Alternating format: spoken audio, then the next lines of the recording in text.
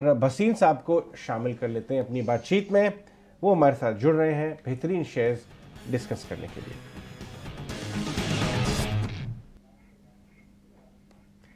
भसीन साहब, good morning, बहुत बहुत शुक्रिया। बताइए क्या व्यू लेके आए हैं आज आप बाजार पे और कौन से स्टॉक्स आपके रेडार पे हैं? हाँ, good morning Ajay ji. So simple Ajay ji, देखिए 3-4 चीज हो रही हैं जो ना आपके हाथ में ना मेरे। चाइना ने रेट कट किया, Argentina the index went through 6.5%, Russia is protecting its ruble, the ruble rate is at its highest, rather make it soft. So I think that India is in a very sweet spot. In east or west, India is the best. Happy Independence Day. दूसरा आपको मैं बताऊं, मैं अभी चेन्नई होके आया और आपको मैं बताऊं कि आईटी इज रोरिंग और रुपी की वीकनेस, और देखिए सबने आईटी को डाउनग्रेड किया है। HCL Tech, LTIM, Persistent, Tech Mahindra are all hitting new 3-month highs. मेरी बातचीत हुई अपोलो हॉस्पिटल के what about the numbers? Average revenue per operational bed was up 12% at 57,750. In next quarter, there will be EBITDA break even on the pharmacy business. And they are saying that next year, robust business is there. They will be turned positive on pharmacy. Apollo Hospital is a must have. The type of reach it has and just the type of revenue. 542 crore ka EBITDA tha, which is 24%. So I think this correction, Apollo Hospital is a must have. The pharmacy business has been one in which they have been investing in the last few quarters. This quarter the losses were the lowest, and next quarter they will break even on the EBITDA basis.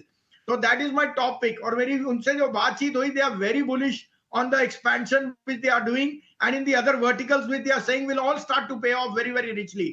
6,000 का भाव मुझे दिखता है इसका एक साल में. This is the large cap. दूसरा आपको बताऊं, Maruti it will gain for every 10 basis yen depreciation against the dollar, Maruti gains 1.5%. So at 145, 3% margins have already been added. And I think Maruti is a no-brainer at this price, given that 35 lakh गाड़ियों के order है. तो 9,300 पे you must add Maruti. 11,500 का target है. मैं एक साल का इसलिए बता रहा हूं क्योंकि we are closer to end of September, August middle.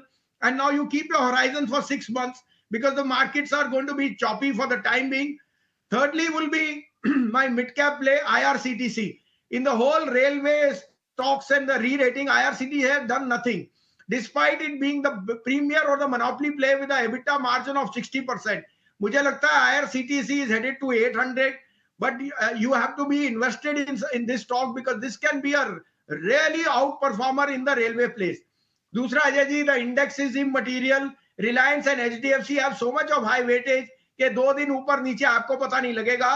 तीसरी बात मेरी लिख के ले लीजिए, 18 तारीख से ये बाजार घूम जाएगा. उसके बाद आपको 20,000 सेकेंड हाफ ऑफ नवंबर में, अगस्त में दिखेगा और मिड कैप्स में बहुत बड़ी आउट परफॉर्मेंस.